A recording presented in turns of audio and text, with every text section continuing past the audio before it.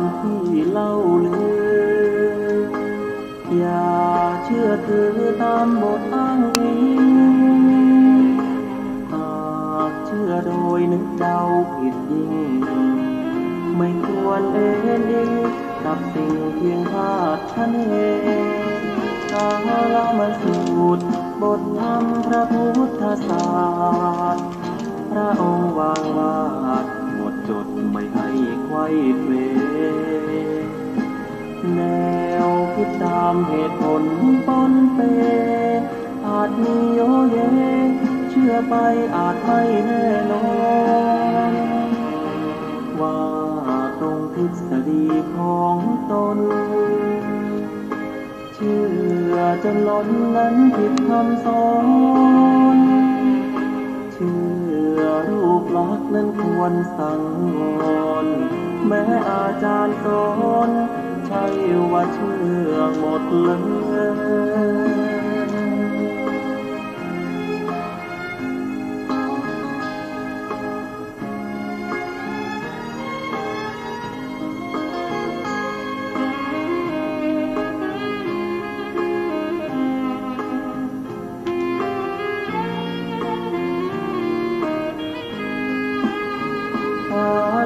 สูตรบทธรรมพระพุทธศา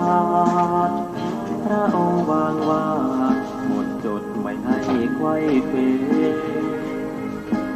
แนวคิดตามเหตุผลปนเปอาจมีโยเยเชื่อไปอาจไม่แน่นอนว่าตรงทฤษฎีของตนเชื่อจนล้นนั้นผิดคำสอนเชื่อรูปลักษณ์นั้นควรสังวรแม้อาจารย์สอนใช่ว่าเชื่อหมดเลย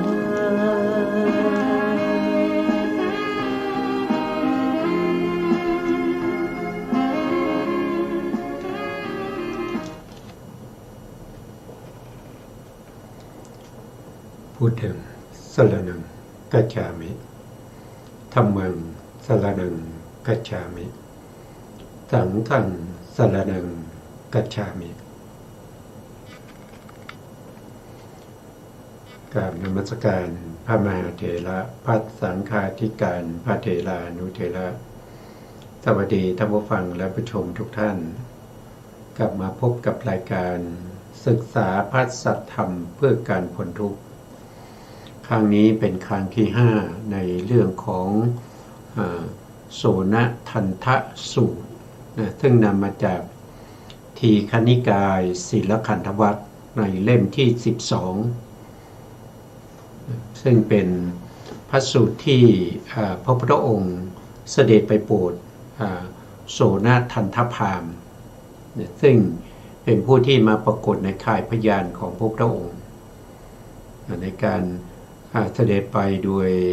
มีพระภิกษุแวดล้อมไป500นะครับแล้วไปพักอยู่ที่สะปกครณีชื่อคัตคลา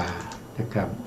เมืองจำปานี้เป็นเมืองที่พระเจ้าประสิทธิ์พระเจ้าพิมพิสารนะครับแห่งเมืองมคธเป็นผู้ที่ประทานให้แก่โสนทันทพราหมณ์เป็นเจ้าเมืองอยู่เมืองจำปาโสนทันทพราหมณ์ก็เป็นบุคคลที่เป็นบุคคลที่มีเขาเรียกว่ามีอุปโตสุชาติก็คือหมายถึงว่าเป็นผู้ที่สืบชาติสายมาจากพราหมณ์โดยตรงนะครับโดยฝ่ายบิดาก็บริสุทธิ์มา7ชั่วคนฝ่ายมารดาก็บริสุทธิ์มา7ชั่วคน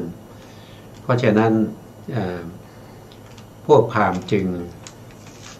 พยายามที่จะห้ามไม่ให้โสนทันทพราหมณ์ไปเข้าเฝ้าพระพุทธเจ้านะครับ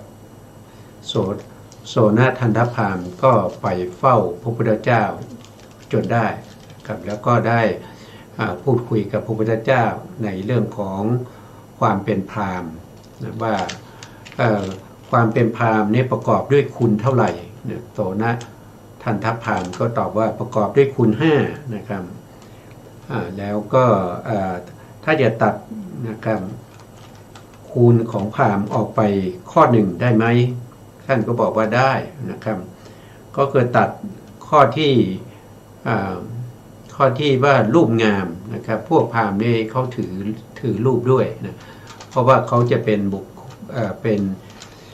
นวิชาที่มีการดูลักษณะโหเฮงด้วยนะอย่างเช่นเขาไม่เห็นพระพุทธเจ้าเนี่ยเขาเห็นมหาปุริลักษณะ32ประการเขาก็เชื่อว่าเป็นพระพุทธเจ้าจริงนะเพราะในคัมภีร์ของพวกพราหมณ์นี้ก็ได้กล่าวเอาไว้ในเรื่องของมหาปุริลักษณะ32ประการอนุพยัญชนะ80นะท่านก็บอกว่าเรื่องรูปเนี่ยนะครับตัดออกไปก็ได้นะครับใน5ข้อนะ5ข้อมีอะไรบ้างนะมี1ก็คืออุปโตสุชาติก็คือบริสุทธิ์มาทั้งฝ่ายบิดาและมารดาทั้ง7ชั่วคนนะ2ก็คือเป็นผู้คงแก่เรียนเป็นผู้ที่ทรงจำมนต์ของพวกพราหมณ์ได้สาธยายมนต์นั้นได้อย่างคล่องปากขึ้นใจ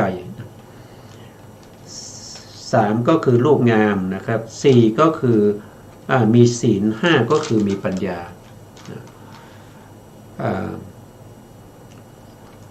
ความเป็นพราหมณ์เนี่ยสุดท้ายนะครับก็คือเป็นผู้มีศีลแล้วก็เป็นผู้มีปัญญาส่วนการที่รูปงามหรือคงแก่เรียนหรือว่าบริสุทธิ์ทั้ง7ชั่วคนเนี่ยสามารถที่จะตัดออกไปได้นะครับไม่ถือว่าเป็นคุณสมบัติของพราหมณ์อย่างแท้จริงนะคุณสมบัติของพราหมณ์อย่างแท้จริงนั่นก็คือได้แก่เป็นผู้มีศีลแล้วก็มีปัญญาอันนี้ก็เป็นเรื่องเดิมนะครับที่เราเป็นเรื่องเดิมที่เราศึกษากันมานะครับวันนี้เราก็จะศึกษาต่อจากครั้งที่แล้วนะครับก็อาจารย์กันดาท่านก็จะมาสาธยายให้พวกเราได้ฟังกันนะครับอาจารย์พร้อมแล้วก็เชิญเลยนะครับกราบนมัสการพระคุณเจ้าพระเถรานุเถระและสวัสดีท่านที่รับฟังและรับชมอยู่ทางบ้านนะคะ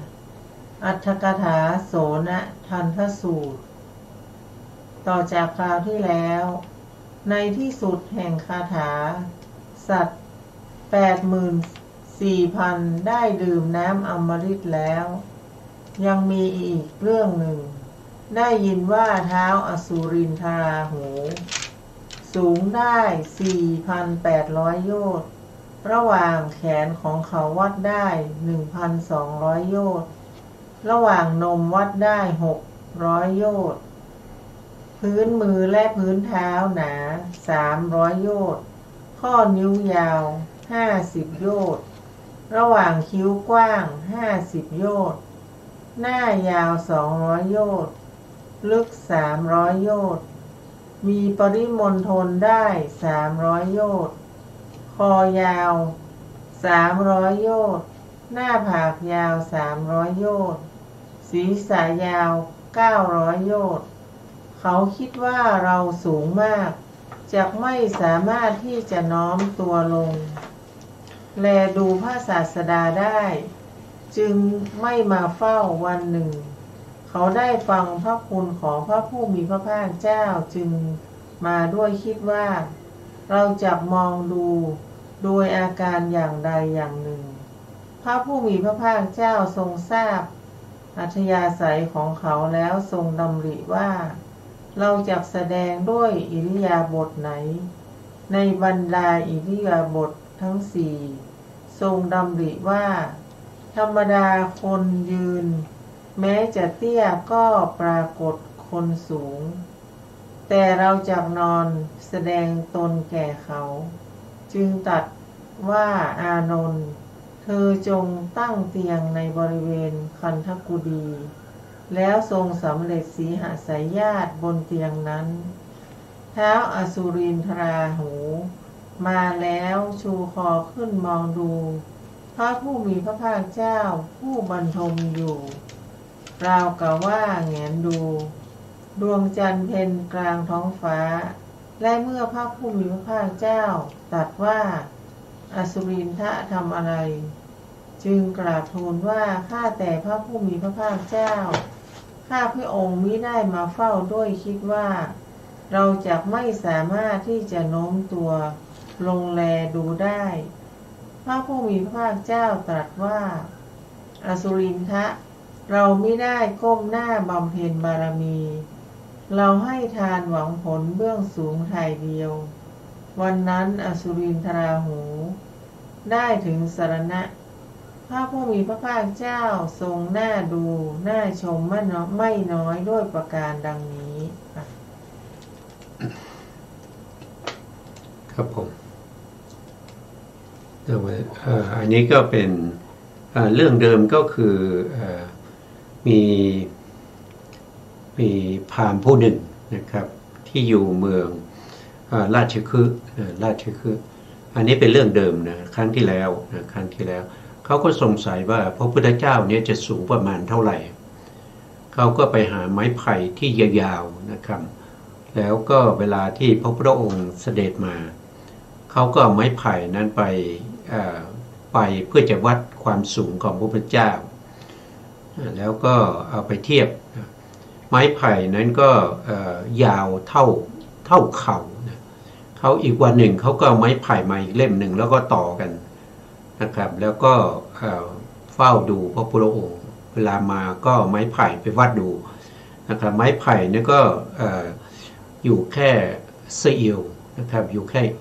เอวของพระพุทธเจ้านะครับซึ่งพระพุทธเจ้าก็ได้ตรัสตอบว่านะครับการที่บุคคลจะมาวัดความสูงของพระพุทธเจ้าเนี่ยมันเป็นเรื่องที่วัดไม่ได้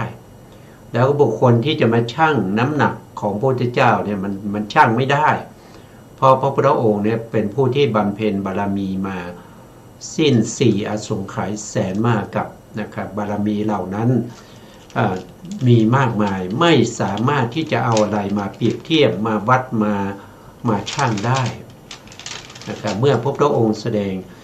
พระธรรมนี้จบแล้วนะครับผู้ที่เข้าใส่บาตรนะครับก็มาใส่บาตรแล้วก็มาเฝ้าอยู่ตรงนั้นนะครับมากมายก็ได้บรรลุธรรมไปอันนี้ก็เป็นเรื่องเดิมจากครั้งที่แล้วส่วนที่อาจารย์ท่านได้สาธยายไปเมื่อสักครู่นะครับก็คืออสุรินทราหูนะครับเป็นผู้ที่มีศรัทธานะครับแต่ตัวเขานี่มันใหญ่มากนะครับตัวใหญ่มากนะทีนี้ใหญ่มากเนี่ยเขาก็ไม่กล้ามาเฝ้าพระองค์นะเพราะว่าเวลามาเนี่ยพระพุทธองค์เป็นมนุษย์นะครับเขาก็เข้าใจว่าพระพุทธองค์จะเท่ากับมนุษย์นะครับมีความสูงความใหญ่เท่ากับมนุษย์ปกตินะเขาก็ไม่กล้ามาที่จะเฝ้าเพราะว่าเขามาแล้วเขาตัวใหญ่เขาจะต้องก้มลงเพื่อจะสนทนาหรือเพื่อจะนมัสการพระพุทธเจ้าพระเจ้าก็ตัวนิดเดียวเขาอันนี้คือความคิดของเขาอยู่มานะครับอยู่มาหลายครั้งแล้วหลายครั้งแล้วก็ไม่กล้ามานะครับอยู่มาวันหนึ่งนะครับอยู่มาวันหนึ่งเขาก็ได้ฟังคุณของพระสัมมาสัมพุทธเจ้านะแล้วเขาก็ทนอยู่ไม่ได้นะครับเขาก็จำเป็นที่ต้องมาด้วยศรัทธาอยากจะมาเฝ้านานแล้วแต่ก็กลัวว่าเวลามาแล้วก็เห็นพระพุทธเจ้าเนี่ยตัวเล็กนิดเดียวนะครับก็เลยไม่กล้ามานะครับเพราะว่าตัวเขาเนี่ยมันใหญ่มากนะครับอย่างที่อาจารย์ท่านได้สาธยายไปนะครับว่าเฉพาะในส่วนที่เป็นหน้านะครับส่วนที่เป็นหน้าศีรษะในยาวถึง900 โยชน์นะศีรษะเฉพาะศีรษะในยาว900 โยชน์นะโยชน์หนึ่งมันโยชน์หนึ่งมีอยู่16 กิโลนะครับเพราะตัวใหญ่มากเลยนะครับ เมื่อพระพุทธองค์ทราบว่าอสุรินราหุลเนี่ยจะมานะครับก็บอกพระอานนท์นะครับตอนแรกก็คิดว่าเราจะต้อนรับอสุรินราหุลนี้ด้วยอิริยาบถไหนนะครับจะยืนถ้ายืนก็ดูมันจะสูงมันจะสูงไม่ควรนะครับจะนั่งนั่งก็ยังสูงอยู่นอนดีกว่านะครับเพื่อให้อสุรินราหุลเนี่ยได้เห็นว่าพระพุทธองค์เนี่ยเป็นผู้ที่จะมาคาดคะเนความสูงใหญ่ไม่ได้นะก็เลยให้พระอานนท์เนี่ยเอาเตียงเนี่ยมาวางไว้ที่คันธกุฎีข้างนอกนะครับแล้วก็นอนรอนะครับอสุรินราหุลนี่ก็มาแล้ว ก็มาเข้าเฝ้าพระพุทธองค์นะครับพอเข้าเฝ้าพระพุทธองค์เนี่ยก็เห็นว่าตัวเองนะครับตัวเองเนี่ยมันตัวเล็กนิดเดียวนะครับเหมือนกับมดเหมือนกับมดกับคนนะตัวเองก็เหมือนกับมดนะครับแล้วก็แงนหน้าดูแงนหน้าดูพระศาสดานี่ก็เป็นเรื่องที่สองนะครับที่ไม่มีใครที่จะสามารถที่จะเปรียบเทียบหรือมาวัดความใหญ่ความสูงหรือน้ำหนักของพระพุทธองค์ได้เพราะพระพุทธองค์ได้ตรัสว่าพระพุทธองค์บำเพ็ญบารมีมาเนี่ยไม่ได้ก้มหน้าบำเพ็ญนะพระพุทธองค์บำเพ็ญด้วยความสง่านะครับอาจหาญล่าเริงนะครับไม่ใช่ก้มหน้าแล้วก็บำเพ็ญนะครับส่วนรายละเอียดจะเป็นยังไงต่อไปนะครับเราก็จะฟังอาจารย์ท่านจะได้สาธยายต่อครับเชิญอาจารย์ครับบุคคลชื่อว่าเป็นผู้มีศีลหรือศีรวาเพราะปาริสุทธิศีลสี่ก็ศีลนั้นเป็นของประเสริฐคือสูงสุดได้แก่เป็นศีลบริสุทธิ์เพราะเหตุนั้นท่านจึงกล่าวว่ามีศีลอันประเสริฐอริยศีรีศีลนั้นนั่นเองเป็นกุศลเพราะอัดว่าไม่มีโทษเพราะเหตุนั้นท่านจึงกล่าวว่ามีศีลเป็นกุศลกุศลศีรีคำว่าด้วยศีลเป็นกุศลนี้หรือกุศเลนสีเลนะเป็นไวยพจน์ของคำว่ามีศีลเป็นกุศลนั้นคำว่าเป็นอาจารย์และปาจารย์ของคนหมู่มากข้อ6นังอาจริยปาจริโยความว่าในการแสดงธรรมครั้งหนึ่งของผู้มีพระภาคเจ้าสัตว์มีประมาณ 84,000 และเทวดาและมนุษย์ทั้งหลายหาประมาณมิได้ย่อมได้ดื่มน้ำอมฤตมีมรรคและผลเพราะฉะนั้นพระองค์จึงจัดว่าเป็นอาจารย์ของคนเป็นอันมากและเป็นปาจารย์ของสาวกผู้เป็นเวไนยในคำว่าสิ้นกามราคะแล้วขีณกามราโคความว่ากิเลสแม้ทั้งปวงของพระผู้มีพระภาคเจ้าสิ้นไปแล้วโดยแท้แต่พราหมณ์ไม่รู้กิเลสเหล่านั้นจึงกล่าวคุณไปในตนที่รู้มาเท่านั้นคำว่าเลิกประดับประดาตกแต่งแล้ววิคตจาปัลโลคือเว้นจากการประดับตกแต่งที่ท่านกล่าวไว้อย่างนี้ว่าการตกแต่งบาทการตกแต่งจีวรการตกแต่งเสนาสนะการเล่นสนุกสนานกับร่างกายอันเน่านี้คำว่าไม่มุ่งร้ายอปาปะปุเรกะขาโรคือแสดงความเคารพธรรมที่ไม่เป็นบาปคือโลกุตรธรรม9ประการเที่ยวไปคำว่าพวกพราหมณ์พรหมยายะปชายะคือพระองค์เป็นผู้ให้เกียรติต่อคนที่เคยเป็นพราหมณ์เป็นต้นว่าพระสารีบุตรพระโมคคัลลานะและพระมหากัสสปะและต่อประชาชนนี้ด้วย อธิบายว่าก็ประชาชนนี้เคารพพระสมณโคดมอีกประการหนึ่งคำว่าไม่ทรงมุ่งร้ายอปาปะรุปุเรกขาโรความว่าไม่ทรงมุ่งทำบาปเที่ยวไปคือไม่ปรารถนาลามกอธิบายว่าไม่ทรงมุ่งร้ายต่อประชาชนที่เป็นพราหมณ์นั้นคือต่อประชาชนที่เป็นพราหมณ์แม้เป็นปฏิบัติกับคนคือเป็นผู้หวังประโยชน์สุขแต่อย่างเดียวคำว่าต่างรัฐติโรรัฐฉาคือจากรัฐอื่นคำว่าต่างชนบทติโรชนะปทาคือจากชนบทอื่นคำว่ามาทูลถามปัญหาสังปัชชิตตังอาคัจฉันติความว่ากษัตริย์และบัณฑิตเป็นต้นก็ดีเทวดาพรหมนาคและคนทันเป็นต้นก็ดีต่างตะเตรียมปัญหามาเฝ้าด้วยคิดว่าจะมาถามในบรรดาชนเหล่านั้นบางจำพวกเล็งเห็นโทษของการถามหรือเห็นว่าไม่สามารถรับข้อเฉลยได้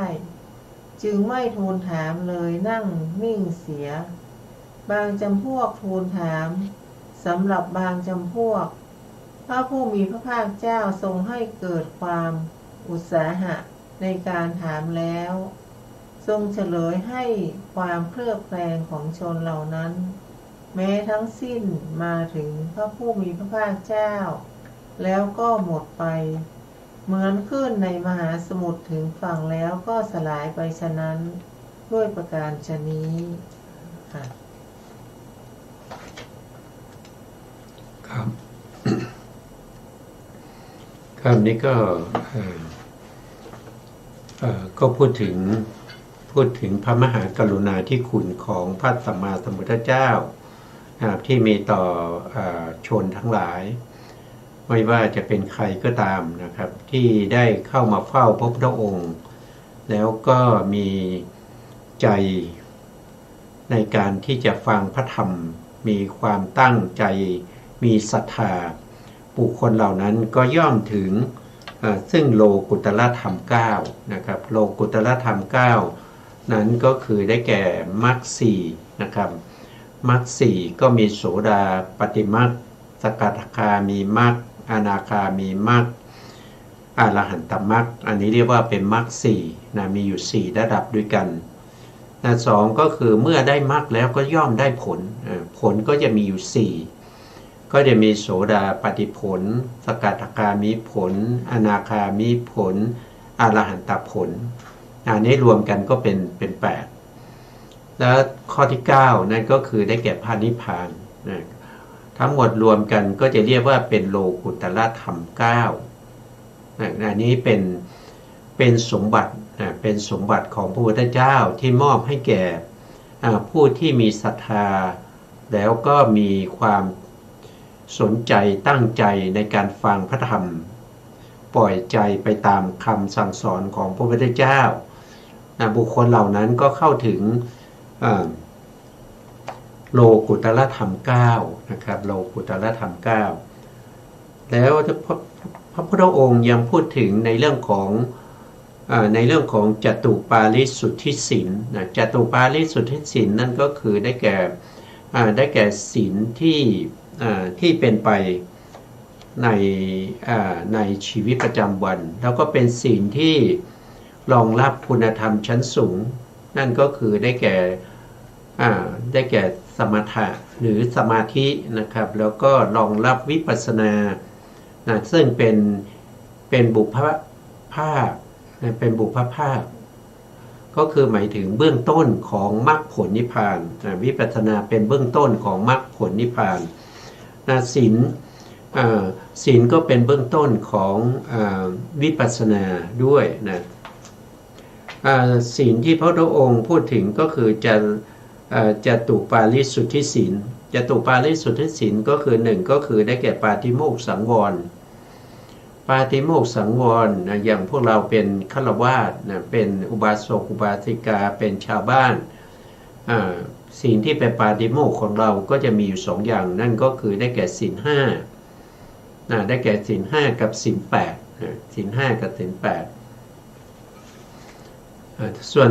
สามเณรสามเณรก็จะเป็นศีล 10นะถ้าเป็นอุบาสกอุบาสิกาที่อยู่ประจำอยู่ในวัดนะก็เป็นศีล 8นะก็ต้องเป็นศีล 8ส่วนพระภิกษุก็227นะครับศีลปาติโมกข์นี้มีทั้งข้อที่พระพุทธองค์ทรงห้ามไม่ให้ทำเขาเรียกว่าเป็นวาลีตศีลนะครับห้ามฆ่าสัตว์อย่างเงี้ยห้ามฆ่าสัตว์ห้ามพูดปดห้ามลักทรัพย์ห้ามประพฤติผิดในเรื่องของเมถุนเสพเมถุนลักทรัพย์กล่าวอุตริมนุสธรรมนะครับอะไรพวกนี้อันนี้คือข้อห้ามนะครับส่วนข้อปฏิบัติก็จะมีทำวัดเช้าวัดเย็นอย่างเงี้ยนะครับแล้วก็อุปชายวัดก็คือคอยบำรุงพระอุปชาอาจารย์นะครับอาคันตุกวัดก็คือต้องมีการให้การ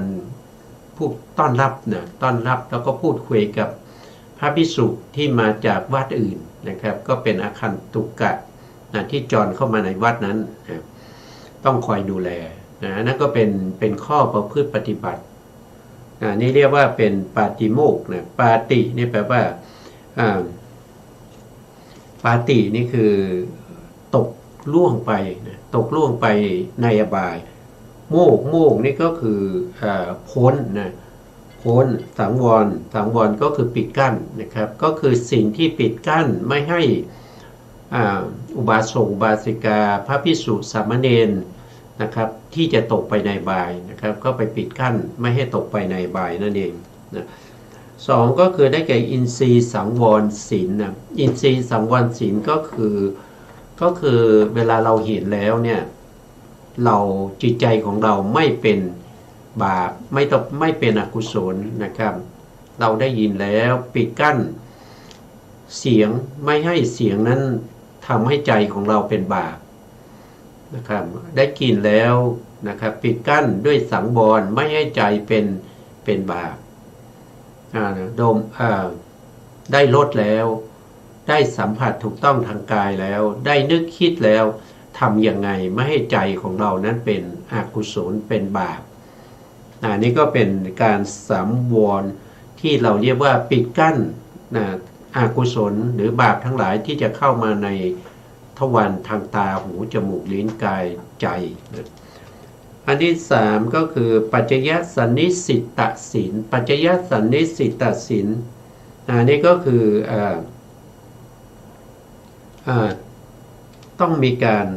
พิจารณาในการใช้ปัจจัยทั้ง4เช่นเวลาเราสวมใส่เสื้อผ้าอย่างเนี้ยเราก็ต้องคำนึงถึงว่าประโยชน์ของเสื้อผ้าที่เราสวมใส่นั่นคืออะไร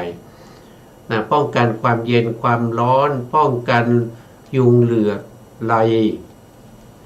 แมลงสัตว์เลื้อยคลานต่างๆนะครับแล้วก็ที่ประโยชน์สูงสุดนั่นก็คือเพื่อปกปิดอวัยวะอันก่อให้เกิดความละอายเราก็ต้องพิจารณาก่อนที่เราจะใส่นะครับไม่ใช่อยากจะใส่ก็ใส่ไปเลยนะอย่างนี้ก็คือไม่มีปัจจยสันนิสิตศีลแล้วก็ยังในปัจจัย4 1ก็คือเสื้อผ้า2ก็คืออาหารนะครับเวลารับประทานอาหารก็ต้องมีการพิจารณาว่า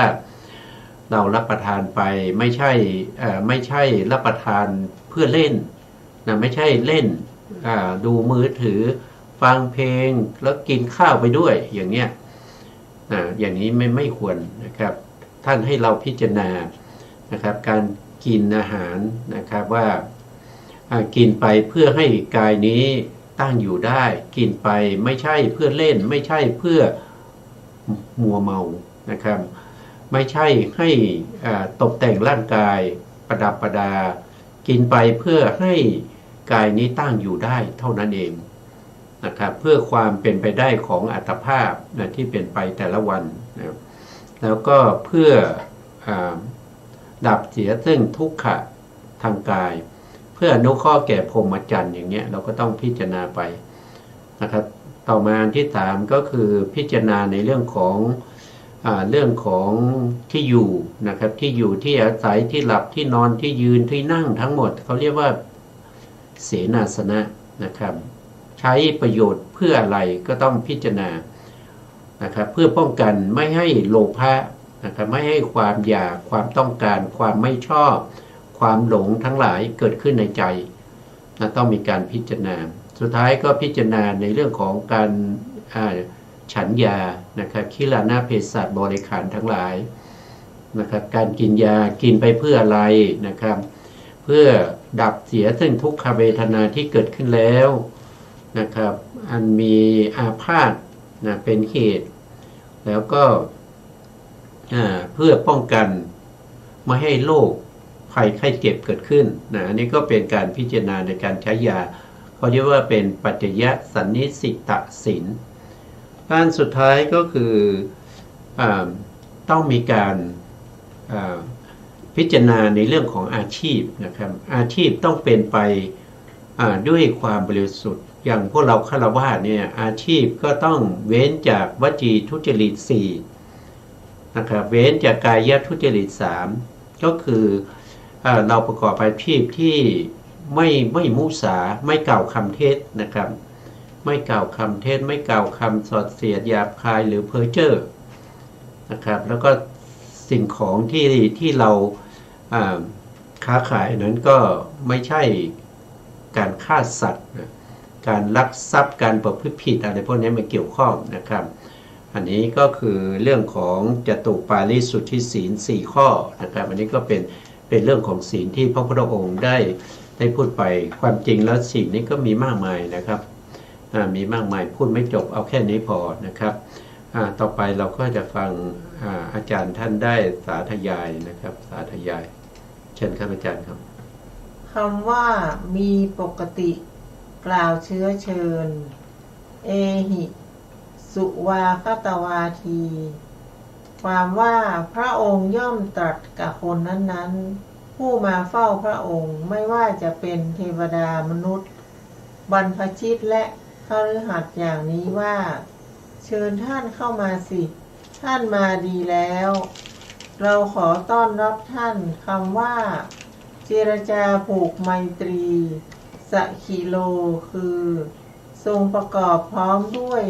พระดำรัสผูกไมตรีที่ท่านกล่าวไว้โดยในเป็นต้นว่า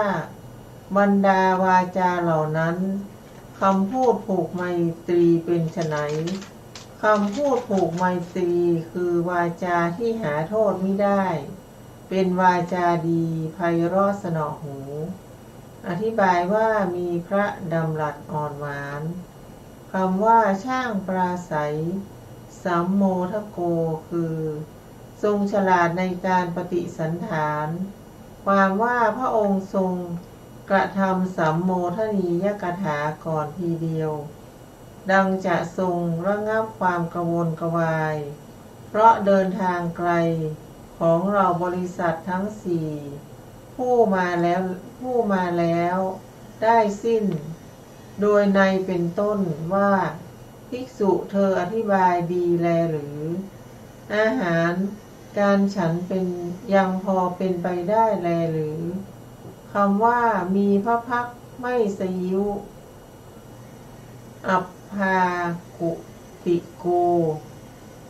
ความว่าบางคนเข้าไปยังที่ประชุมแล้วยังมีหน้าเคร่งขรึมมีหน้าครึ่งเครียดฉันใดพระองค์ไม่ได้เป็นเช่นนั้นเมื่อปรากฏในที่ประชุมพระพักตร์ของพระผู้มีพระภาคเจ้านั้นเป็นเหมือนดอกปทุมที่บานแล้วเมื่อต้องแสงแดดอ่อนและเป็นราวกับรัศมีแห่งดวงจันทร์เพ็ญคำว่ามีพระพักตร์เบิกบานอุตตานำณมุโขความว่าท่านแสดงไว้ว่าเหมือนอย่างบางคนบางจำพวกมีหน้าคว่ เมื่อชุมนุมชนมาประชุมกันแล้วก็ไม่พูดอะไรเป็นคนพูดออกมายากแต่พระสมณโคดมไม่เป็นเช่นนั้นเป็นผู้มีวาจาเปล่งโดยง่ายสำหรับผู้ที่มาสู่สำนักของพระองค์ไม่เกิดความเดือดร้อนใจพวกเรามาในที่นี้เพราะเหตุไรแต่ชนทั้งหลายได้ฟังธรรมแล้วย่อมมีใจยินดีโดยแท้คำว่ามีปกติตรัสก่อนปุพพภาสีคือพระองค์เมื่อจะตรัสย่อมตรัสก่อนพระดำรัสก็ประกอบด้วยการพระองค์ตรัสแต่ถ้อยคำพอประมาณอิงแต่ประโยชน์ไม่ตัดถ้อยคำอันหาประโยชน์ไม่ได้ค่ะครับผมครับอันนี้ก็เป็นคุณสมบัติของพระพุทธเจ้านะครับพระพุทธเจ้านี้เป็นผู้ที่มีความเมตตานะครับเมตตาต่อสรรพสัตว์ทั้งหลายหวังประโยชน์หวังความสุขให้แก่สัตว์ทั้งหลายแล้วก็มีพระมหากรุณาธิคุณอันยิ่งใหญ่นะครับที่มีต่อสรรพสัตว์นะเวลาที่ใครก็ตามนะครับที่มาเข้าเฝ้าพระพุทธองค์พระพุทธองค์ก็จะทักทายปฏิสันถานกับคนเหล่านั้นนะครับโดยที่จะทักก่อนนะครับโดยที่จะทักก่อนไม่วางตัวนะครับไม่วางตัวไม่เชิดหน้าไม่มีพระพักอันเขาเรียกว่าสยิวหน้าสยิวนะซึ่งเป็นสยิวนะครับครับเป็นหน้าที่พระพักที่มองแล้วก็ไม่สบายใจอย่างนี้นะครับพระพุทธองค์จะมีพระพักที่เต็มไปด้วยความเมตตานะครับแล้วก็ไม่ถือพระองค์นะครับจะทักทายกับทุกคนนะครับไม่ว่าบุคคลนั้นอาจจะเป็นลัทธิพราหมณ์หรือว่าจะเป็นมิจฉาทิฏฐิอะไรก็ตามนะครับพระพุทธองค์ไม่เห็นสรรพสัตว์ทั้งหลายเนี่ยเหมือนกับบุตรของตัวเองนะครับเหมือนกับพระราหุลไม่คิดแม้กระทั่งพระเทวทัตนะพระเทวทัตนี่เป็นผู้ที่คอยที่จะหาเรื่องพระพุทธเจ้านะครับคอยที่จะคิดปองร้ายนะครับมีการจ้างในขมังธนูนะครับให้มายิงพระพุทธองค์มีการปล่อยช้างที่ตกมันช้างนาลาคลีนะครับปล่อยมาเพื่อจะมาทำร้ายพระพุทธองค์นะครับมีการกิ้งหินนะครับลงจากภูเขามาเพื่อจะปลงพระชนของพระพุทธองค์แต่พระพุทธองค์ก็ไม่เคยเห็นพระเทวทัตนี้เป็นศัตรูนะครับแต่ก็เห็นพระเทวทัตนั้นเป็นเสมือนเป็นบุตรของพระองค์นะครับพระองค์มีความเมตตาต่อพระเทวทัตนี่เหมือนกับมีความเมตตาต่อพระราหุลอย่างนั้นนะครับไม่คิดที่จะอะไรแก้แค้นไม่คิดที่จะทำร้ายไม่คิดที่จะใส่ร้ายอะไรพวกนี้นะครับเพราะฉะนั้นเนี่ยผู้ที่ได้พบพระพุทธองค์เนี่ยเป็นผู้ที่ต้องเป็นผู้มีบุญถ้าคนไม่มีบุญก็ไม่ได้พบเนี่ยไม่ได้พบเพราะว่าพระพุทธองค์นี้มีในยุคในสมัยหนึ่งก็มีอยู่เพียงพระองค์เดียวนะครับแล้วก็พระพุทธเจ้าจะเกิดขึ้นเนี่ยมันเป็นเรื่องยากนะครับไม่ใช่จะเกิดขึ้นได้ง่ายๆนะแต่ละพระองค์เนี่ยก็ต้องบำเพ็ญบารมีมาบำเพ็ญบารมีมายาวนานนะครับยาวนานมากนะครับไม่ใช่บำเพ็ญบารมีแค่4-5 ชาตินะครับคือนับชาตินับพบไม่ถ้วนนะอย่างเช่นกับหนึ่งเนี่ยนะครับจะนับว่าเราเคยเกิดมาแล้วกี่ครั้งเนี่ยมันนับไม่ได้เลยนะมันมากมายเหลือเกินนะครับเขาบอกว่าในพบหนึ่งชาติหนึ่งนะครับในกับหนึ่งเนี่ยที่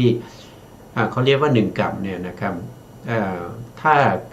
เอาเฉพาะชาติที่เกิดแล้วมีกระดูกเนี่ยนะครับกระดูกไม่สลายไปเนี่ยนะครับว่ากระดูกมากองกันเนี่ยกระดูกนั้นจะสูงกว่าภูเขาเวพุระ เวพุละนะครับปัจจุบันนี้ก็ประเทศไทยถ้าเราเปรียบเทียบก็เหมือนกับสูงยิ่งกว่าภูเขายิ่งกว่าดอยอินทนนท์นะครับสูงกว่านั้นนะเฉพาะกระดูกนะครับเฉพาะกระดูกในภพเดียวนะไม่ใช่ในกลับเดียวนะในกลับเดียวเนี่ยเกิดมาเป็นสัตว์ที่มีกระดูกแล้วก็กระดูกตายแล้วก็กระดูกไปกองไว้เนี่ยสูงกว่าภูเขาเวพุละนะครับเปรียบเทียบก็ดอยอินทนนท์บ้านเราซึ่งเป็นภูเขาที่สูงที่สุดในประเทศไทยในกลับเดียวนะแล้วในกลับเดียวนี้นะครับไม่ได้เกิดเฉพาะว่าเป็นสัตว์ที่มีกระดูกนะสัตว์เกิดมาเป็นสัตว์ที่ไม่มีกระดูกอีกมากมายนะเพราะฉะนั้นการเวียนว่ายตายเกิดในภพหนึ่งเนี่ยมันมากเหลือเกินไม่สามารถที่จะคำนวณได้นะครับไม่ว่าจะเป็นคอมพิวเตอร์นะครับระบบ AI อะไรก็ตามคำนวณไม่ได้นะครับมันเออร์เลอร์หมดนะเพราะว่ามันมากมายเหลือเกินนะครับแต่การเวียนว่ายตายเกิดอย่างนี้มันเป็นทุกข์นะครับแล้วพระพุทธองค์ก็ยอมที่จะเวียนว่ายตายเกิดอย่างนี้เพื่ออะไรก็เพื่อจะสร้างบารมีเพื่อความเป็นพระพุทธเจ้านะครับแทนที่พระพุทธองค์จะได้เป็นพระอรหันต์แล้วปรินิพพานไปเมื่อ4 อสงไขยแสนมหากัปที่แล้วแต่ก็ยอมทุกข์ทรมานยาวนานมาอีก4 อสงไขยแสนมหากัป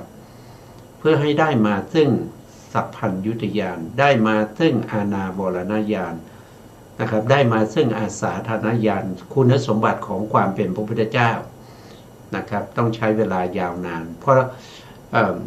ความจริงแล้วพระพุทธองค์เป็นพระพุทธเจ้าประเภทที่แบบปัญญาธิกะนะอันนี้ถือว่าสร้างบารมีน้อยที่สุดนะที่เป็นพระพุทธเจ้าเนี่ยนะครับใช้เวลา4 อสงไขยแสนมหากัปนะ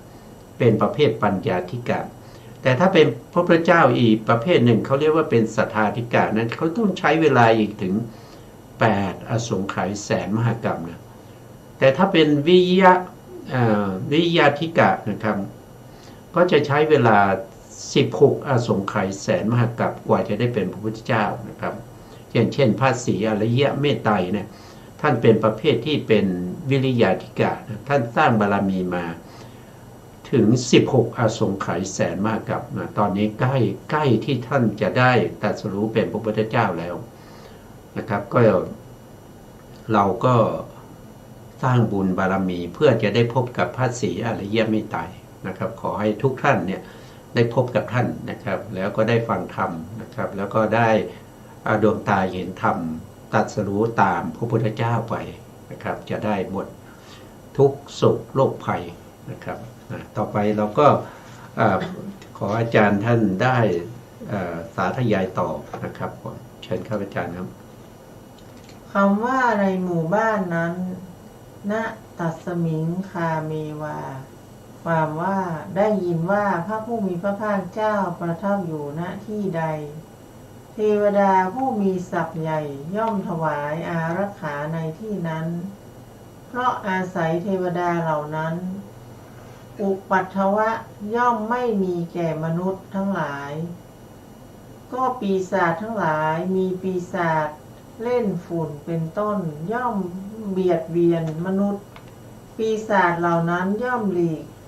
ไปไกลด้วยอานุภาพของเทวดาเหล่านั้นอีกประการหนึ่งแม้เพราะกำลังแห่งพระเมตตาของพระผู้มีพระภาคเจ้าพวกอมนุษย์ก็ไม่เบียดเบียนมนุษย์ในคำทั้งหลายมีคำว่าเป็นเจ้าหมู่สังคีเป็นต้นความว่าหมู่ที่คนพึงพร่ำสอนหรือที่คนให้เกิดเองของบุคคลนั้นมีอยู่เหตุนั้นเขาจึงชื่อว่าเป็นเจ้าหมู่อันหนึ่งคณะเช่นนั้นของบุคคลนั้นมีอยู่เหตุนั้นเขาจึงชื่อว่าเป็นเจ้าคณะหรือคณีอีกประการหนึ่งคำนี้เป็นไวยพจน์ของบทแรกพระองค์ทรงเป็นอาจารย์ของคณะด้วยอำนาจแห่งการให้เขาศึกษาเรื่องอาจาระเหตุนั้นจึงชื่อว่าผู้เป็นคณาจารย์ คณาจาริโยคำว่าของเจ้าลัทธิเป็นอันมากปุถุติถการานังคือแห่งเจ้าลัทธิจำนวนมากคำว่าโดยประการใดหรือยะถาวาตถาวาคือด้วยเหตุแม้เพียงสักว่าไม่นุ่งผ้าเป็นต้นอย่างใดอย่างหนึ่งคำว่ารุ่งเรืองหรือสมุทาคัจฉติคือย่อมเข้าไปถึงโดยรอบได้แก่เจริญยิ่งขึ้นก็ว่าท่านเหล่านั้นจัดว่าเป็นแขกอติกิโนเตโหนติว่าเขาเหล่านั้นเป็นอาคันตุกะคือเป็นแขกหน้าใหม่ของพวกเราคำว่าทราบหรือปริยาปุนามิคือรู้จักด้วยคำว่ามีพระคุณหาประมาณไม่ได้อปริมาณวันโน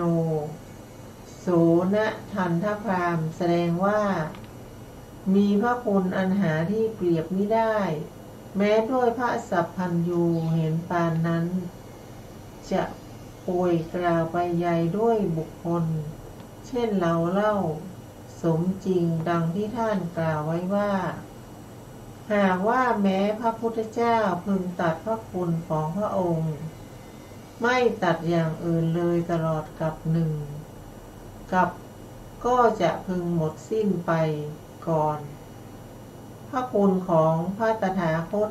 หาสิ้นไปไม่ค่ะครับคำนี้ก็พูดถึงเรื่องของคุณของพระพุทธเจ้านะครับพระพุทธเจ้า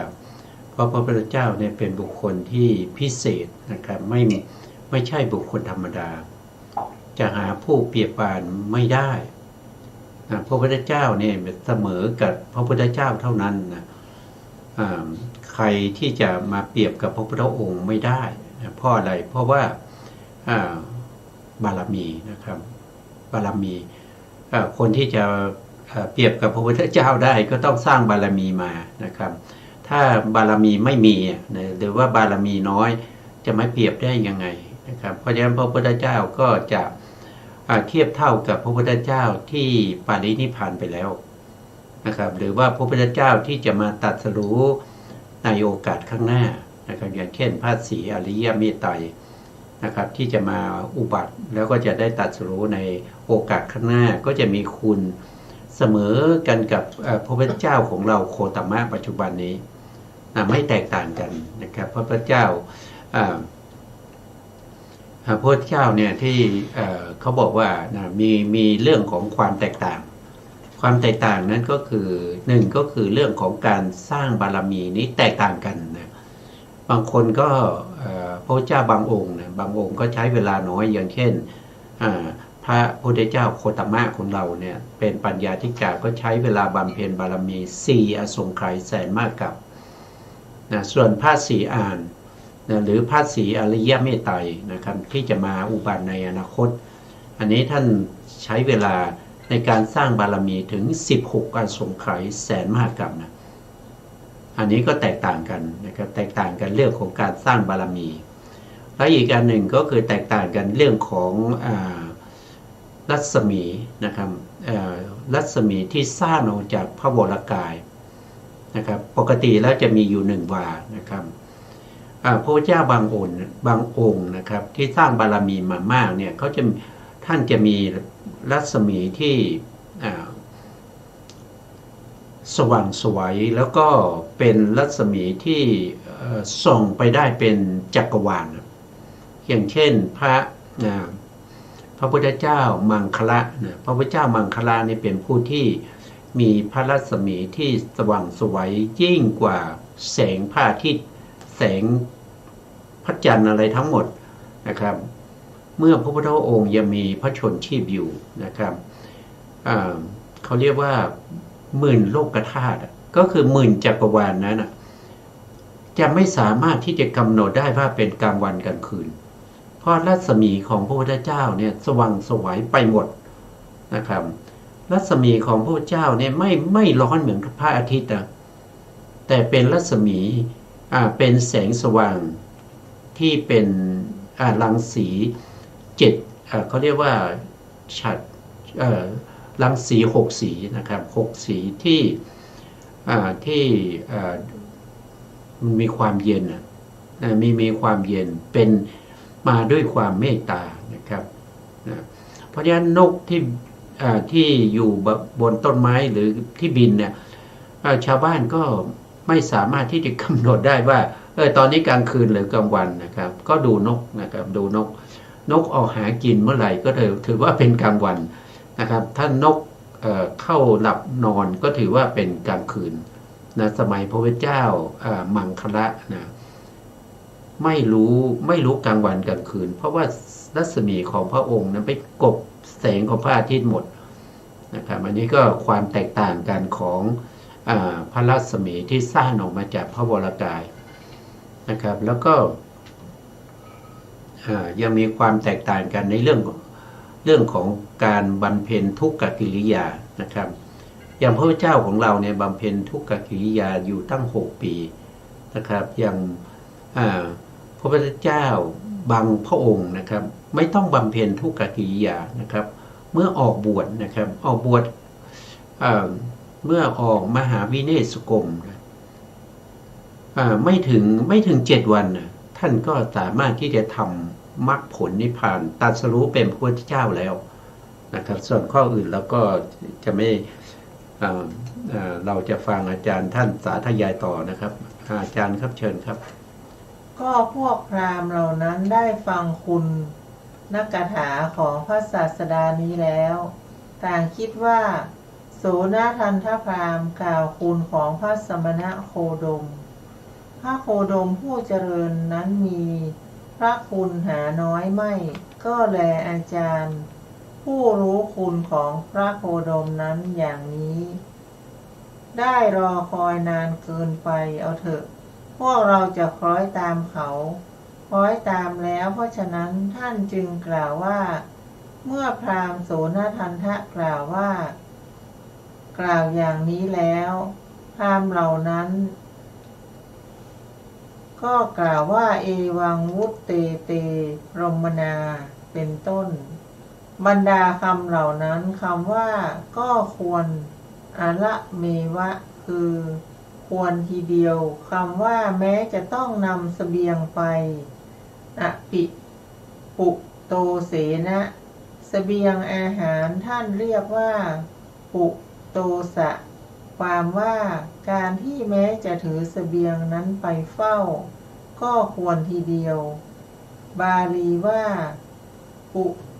ตังเสนะก็มีคำนั้นมีอธิบายว่าห่อของบนบ่าของบุคคลนั้นมีอยู่เหตุนั้นเขาชื่อว่ามีห่อของบนบ่าด้วยบ่ามีห่อของนั้นมีอธิบายว่าด้วยบ่าที่แบกเสบียงไปดังนี้ก็มีค่ะครับคำนี้ก็พระพุทธองค์เป็นผู้ที่ควรแก่ปัจจัยนะครับปัจจัยอะไรนะครับก็ปัจจัย4นะครับเป็นผู้ที่ควรแก่ปัจจัย4เป็นผู้ที่เราควรจะบูชานะครับบูชาเราควรจะบูชาเป็นที่เราจะสร้างบุญนะครับแล้วก็เป็นที่เราลงทุนในการถวายไม่ว่าจะเป็นเครื่องนุ่งห่มคือจีวรสังฆติ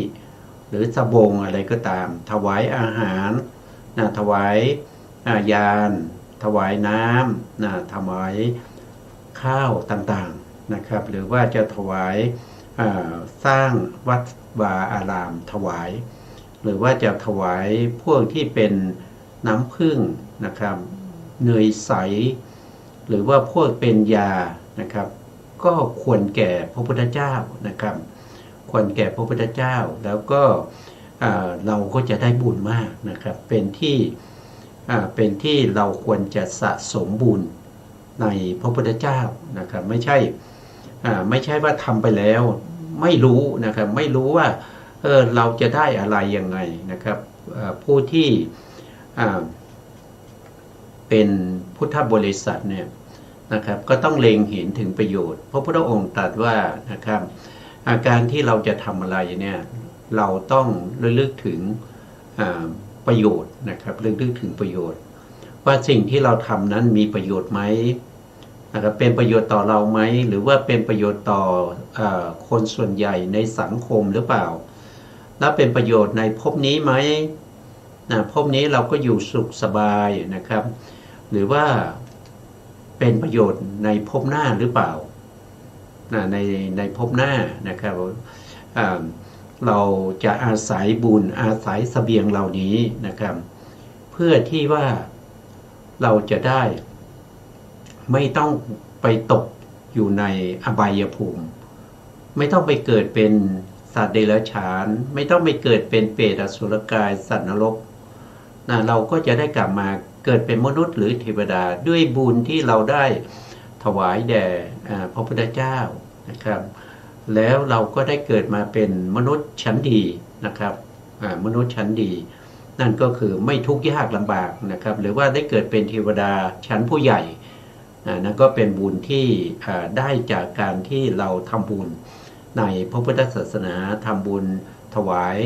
แด่พระพุทธเจ้านะครับอาจารย์ครับวันนี้เวลาเราหมดแล้วนะครับ